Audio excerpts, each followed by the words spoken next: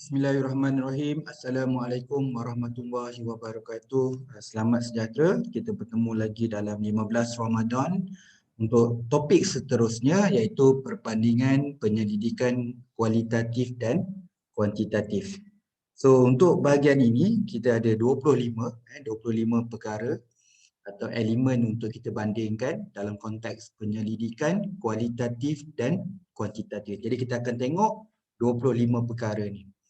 Okey, dalam slide ni pakcik susun ikut kriteria. So kriteria ada qualitative research dan quantitative research. Okey, kalau ikut susunan pakcik buat daripada nombor 1 sehingga nombor 25 tu dia susun mengikut abjad. Jadi huruf A dululah sampailah kepada huruf Z. Tapi tak adalah huruf Z, tapi ikut susunan, ikut huruf lah. Kita mulakan dengan huruf A dulu. Kategori ataupun kriteria tu saya mulakan dengan huruf A. Jadi jangan terkejutlah kalau saya mulakan nombor 1 tu analisis sebab disusun huruf mana yang dululah. Kita mulakan huruf A sampai huruf yang seterusnya. Okay, yang pertama, untuk melihatkan perbandingan antara kualitatif dan juga kuantitatif research. Kalau kita tengok sekarang ni kriteria tu saya letak paling tepi sekali dan kemudian saya akan jelaskan kualitatif dulu kemudian kuantitatif. Okay, yang pertama adalah analisis. Okey, analisis dalam kualitatif yang mana datanya dianalisis mengikut tema dana, data dikategorikan kepada pattern. Kan? Dia bukan dana tu ada typo, iaitu adalah DAT. Data analisis mengikut tema dan data dikategorikan sebagai pattern. Theme and pattern. Okey. Itu dalam kualitatif. Jadi kalau dalam analisis, dalam kualitatif research kita guna theme dan juga pattern. Tetapi sebaliknya untuk kuantitatif research kita gunakan kaedah statistik. Kaedah statistik ataupun numerical. Analisis dalam bentuk data numerical dengan menggunakan analisis dengan menggunakan kaedah statistik. Jadi itu analisis. Jadi secara ringkas kita boleh tahu dalam kualitatif dengan menggunakan theme ataupun tema dan juga dikategorikan dalam bentuk pattern. Yang kedua adalah dapatan. Dalam kualitatif, dapatan dia berbentuk holistik. Contoh kalau kita ingat holistik ni keyword yang selalu digunakan dalam kajian case study. Komprehensif. Penerangan yang terperinci dan mendalam. Ini dua perkataan yang sangat-sangat kuat ni. Terperinci dan mendalam. Dalam research kuantitatif, dia tak akan sebut terperinci dan mendalam. Contoh dia explanatory atau penjelasan. Penjelasan ni boleh terima kedua-dua kan. Orang research dalam kualitatif ada penjelasan, dalam kuantitatif pun ada penjelasan explanatory. Beza dia kualitatif lebih terperinci dan mendalam. Jadi kualitatif dari segi dapatan dia adalah holistik, komprehensif, penerangan yang terperinci dan mendalam. Sebaliknya dalam kuantitatif dia tepat, precise atau nama lain accurate. And dia masih lagi dalam konteks numerical ataupun bernombor statistik. Kat sini nak tunjukkan adalah tepat, precise ataupun accurate. Sana tadi lebih kepada satu penerangan yang terperinci dan mendalam. Okey, kita tengok yang ketiga pula. Selepas dapatan kita tengok data. Okey, untuk data kualitatif dia dalam konteks teks ataupun perkataan. Kita boleh tengok gelagat, observation dan visual dengan melaksanakan pemerhatian dan juga temu bual. Itu data ni. Data pemerhatian, data temu bual, visual, gelagat dan perkataan. Okey, sebaliknya kuantitatif lebih dikenali dari sifat data ada dua jenis. Data secondary atau data sekunder dan juga data primer, data tinjauan. Contohnya tinjauan soal sidik. Data primer daripada soal sidik dan juga data sekunder contoh daripada laporan tahunan. Okay, yang keempat adalah eksplorasi. Okey, jelas dalam kualitatif dia memang keyword dia meneroka.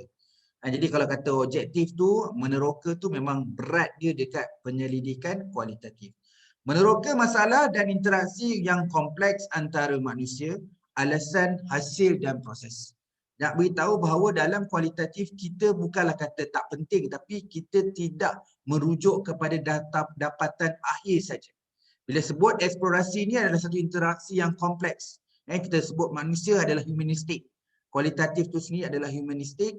Alasan untuk tengok kepada proses, hasil dan proses.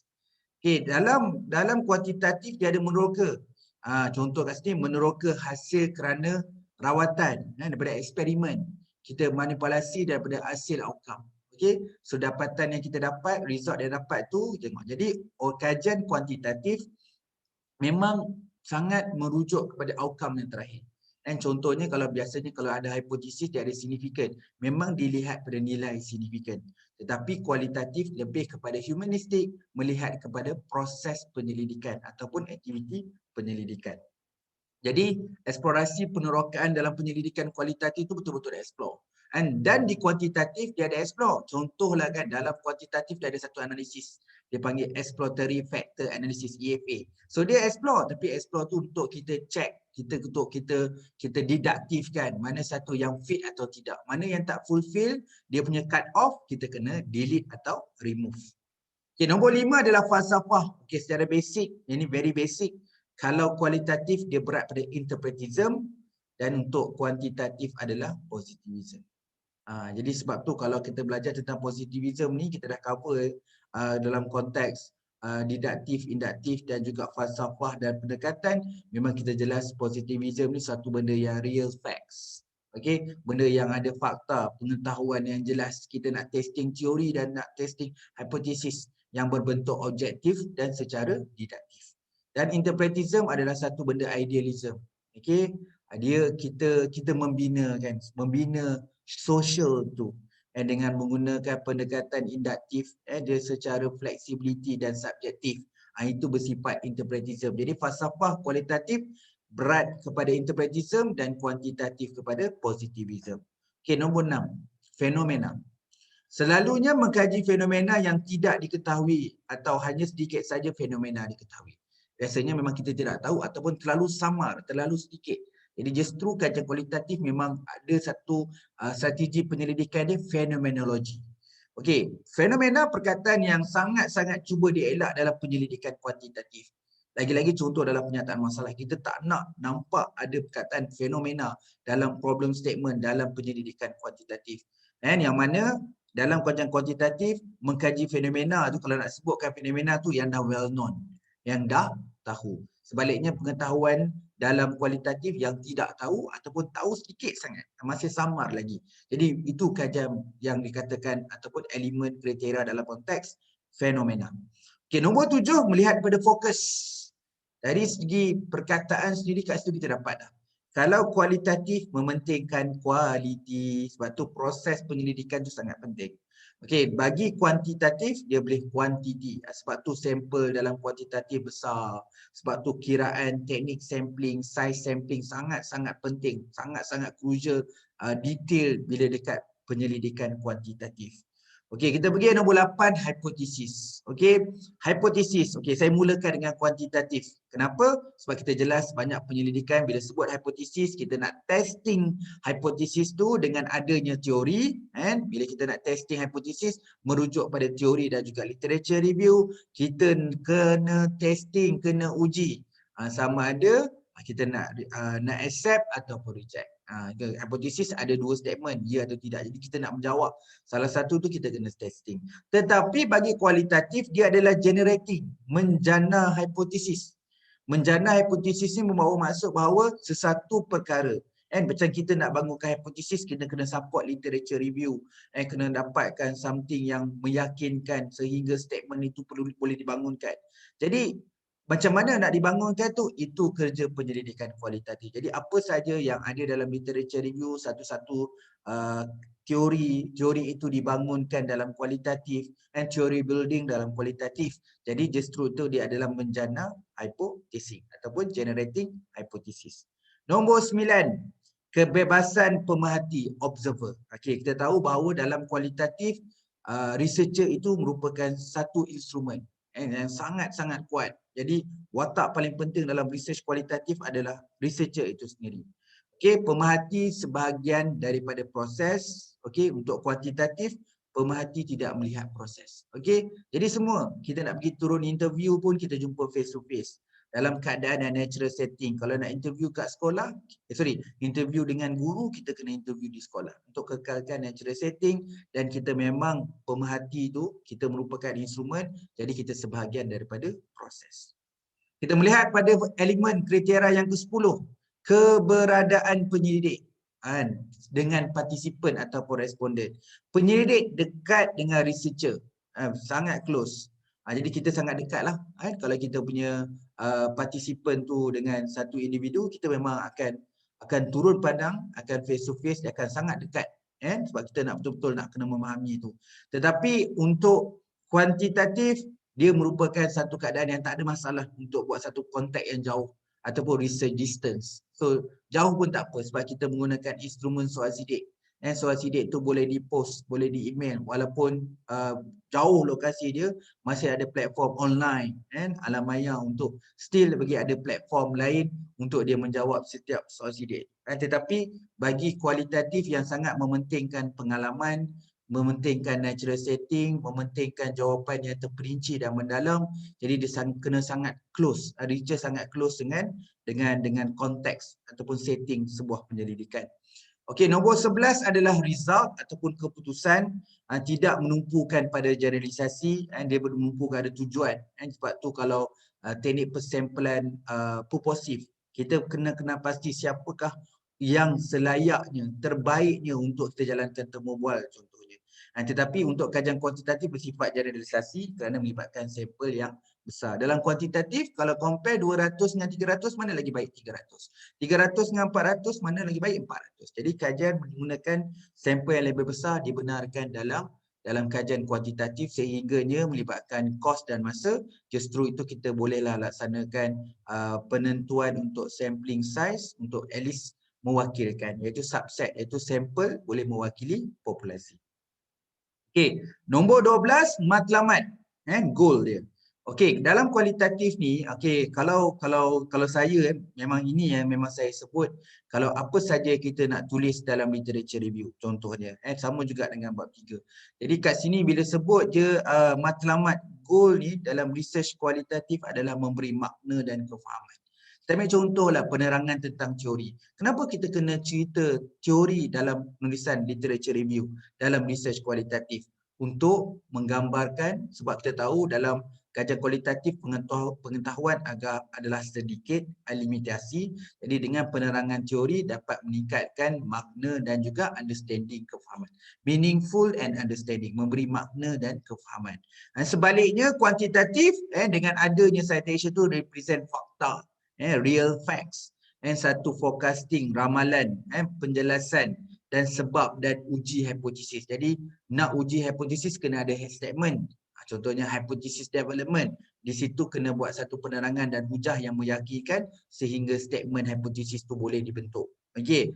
13, nilai kebebasan atau value of freedom melibatkan minat manusia, humanistik. Senang cerita dia adalah humanistik. Kalau kuantitatif adalah scientific. Dia tiada kepentingan manusia. Dia bersifat lebih pada sistematik dan juga scientific. Tetapi untuk kualitatif, walaupun dia fleksibel tapi dia berat kepada humanistik. Nilai kebebasan melibatkan minat manusia. Kalau kuantitatif tiada kepentingan manusia. Maksudnya kalau kita tak sihat pun, kita tak demam ke, masih lagi soal sidik itu masih dijawab, boleh dijawab. Pada waktu yang fleksibel lah kepada responden. Tetapi kalau kita demam tak sihat, kita nak kena jalankan temu bual yang watak yang paling penting untuk temu bual kita tak boleh. Jadi kat situ kita melibatkan humanistik. So kita kena make sure tempat pada waktu dia rasa selesa, seorang yang kita nak interview tu dalam condition yang okey. Kita pergi yang nombor 14, pendekatan. Okey, kita dah jelas dengan kelas sebelum ni. Jadi pendekatan dalam kualitatif adalah induktif dan untuk kuantitatif adalah didaktif.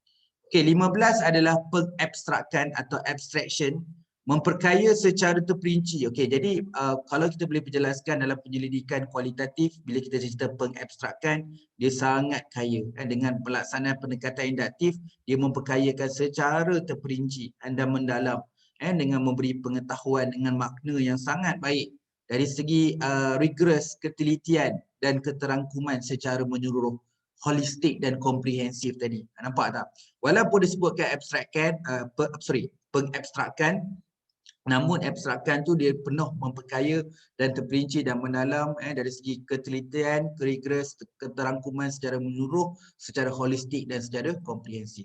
Sebaliknya untuk kuantitatif, dia untuk mengenal pasti dan integrasikan dengan beberapa pemoleh ubah, yang dapat digeneralisasikan. Contoh nak tengok boleh ubah hubungan, mempengaruhi kesan dan kemudian menyimpulkan prinsip general dan peramalan. Itu sifat adalah generalisasi dan boleh buat forecasting. Jadi kita boleh mengenal pasti, menentukan, menyiasatkan beberapa boleh ubah dari sudut hubungan, kesan ataupun mempengaruhi. Yang seterusnya boleh digeneralisasikan ataupun boleh jadi forecasting atau peramalan.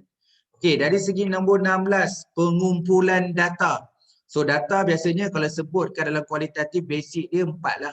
Yang pertama temu bual, lepas tu pemerhatian, lepas tu dia punya documents dan juga dia punya 3 tu lah yang biasa kan. Termasuk dengan soal sidik, soal sidik tapi dia berbentuk lebih deskriptif lah.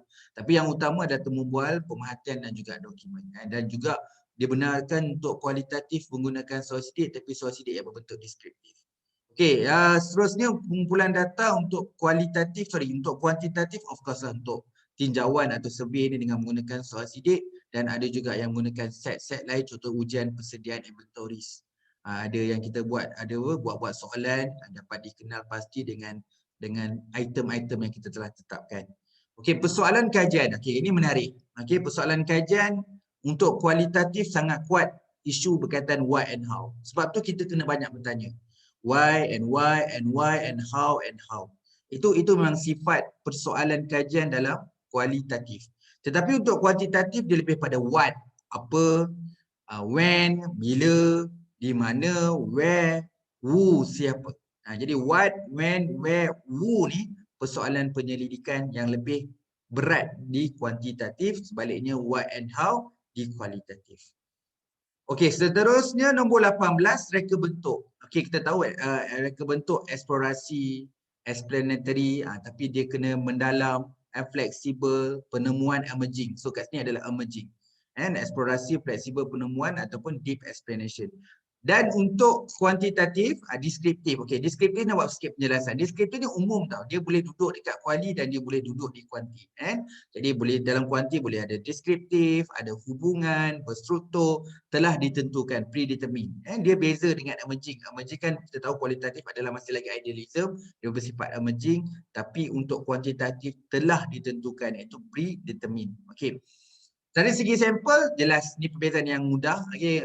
Untuk kualitatif gunakan sampel yang kecil dan untuk kuantitatif gunakan sampel yang besar. Okey, sifat kajian. Okey, sifat kajian kualitatif berbeza, lebih luas dan bereksploratif. Itu sifat kajian. Dia sifat yang kita melihatkan sesuatu benda yang kalau kita tengok orang kualitatif tu persamaan dengan kajian orang lain tu sangat berbeza. Dia tidak boleh sama kan. Okey. Tetapi untuk kuantitatif dia ada possibility yang sama. Kadang kita tengok research kuantitatif ni hampir sama. Dia bersifat bertumbuh, convergent, sempit dan lebih mutamat. Kalau dah signifikan tu, kalau signifikan lah. Kalau positif, negatif. Jadi dia bersifat bertumpu, lebih sempit dan bersifat mutamat lah. Berbeza dengan kualitatif, dia bersifat berbeza. Okey. Jadi nombor 21, peserta, partisipan. Okey, kita memang sangat penting. Dari sudut pandangan jawapan, memang kita bergantung pada jawapan partisipan atau peserta ni. Kita kena bergantung dia. Tetapi bagi kajian kuantitatif, dia menunjuk kepada keupayaan researcher itu sendiri. Kadang-kadang dengan kaedah pengumpulan data, keupayaan untuk menganalisis dan menginterpretasi, jadi pandangan penulisan tu dilihat dalam konteks penyelidik itu sendiri, researcher. Nombor 22, sumber data yang kerja yang dilakukan. Okey, ini biasalah dalam nak dapatkan data ataupun task, kita akan buat temu duga ataupun temu bual yang mendalam. Kita ada soalan terbuka dengan menyemak dokumen, kita tengok teks. Kemudian kita berinteraksi dengan peserta, dengan informan. Jadi itulah aktiviti untuk kita dapatkan data dan itulah task-task yang kita buat. Tapi untuk kuantitatif lebih bersifat tertutup, bersifat tinjauan iaitu survey, mengukur beberapa jumlah pemoleh ubah yang sedikit dan terbatas. Soalan tertutup, okay, dalam konteks survey contohnya, kita boleh mengukurkan beberapa pemoleh ubah. Jadi ada limitasi lah. Jadi kita berdasarkan literature review dan teori hanya menggunakan 7 dia. Berbeza dengan kualitatif, kalau kita interview dengan orang, kita tak boleh spesifik 7. Jadi setiap orang yang kita interview tu akan memberi factors atau pemoleh ubah yang atau kita panggil dalam kualitatif team lah, akan mewujudkan team yang banyak, yang subjektif ataupun secara fleksibel. Okay, kemudian tetapan setting. Dalam research setting dijalankan dalam penetapan naturalistik. Maksudnya kita kena kekalkan setting yang natural lah. Yang kita tadilah kalau nak interview pergi kat tempat dia. Jadi kita nak kena faham tentang persekitaran tu. Jadi bila kita nak explore, nak buat penjelasan yang mendalam, yang terperinci, jadi wajar kita kena kekalkan natural setting. Tapi dalam kuantitatif kita boleh jalankan dalam keadaan fleksibel ataupun terkawal lah. Jadi sebab soalan tu bersifat tertutup, jadi tak ada masalah kan. Jadi dia terkawal, okey. Kemudian nombor 24, teori. Okey, ini jelas mudah untuk kita faham kalau kita dah belajar falsafah dan pendekatan. Teori testing itu kuantitatif, teori building itu adalah kualitatif. Kalau kita masih ingat orang kualitatif dia adalah bottom up. Kualitatif bottom up. Dia mulakan dengan dapatan, akhirnya nanti dia akan buat boleh menghasilkan teori. Dia nanti teori building.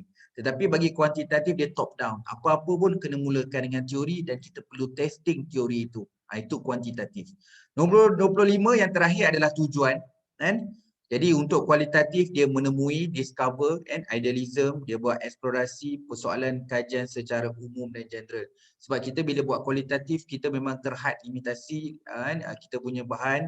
Jadi bila kita nak bangun objektif tu tidak terlalu terperinci, terlalu detail macam objektif dalam kuantitatif. Kenapa dia boleh buat detail? Sebab dia adalah real facts.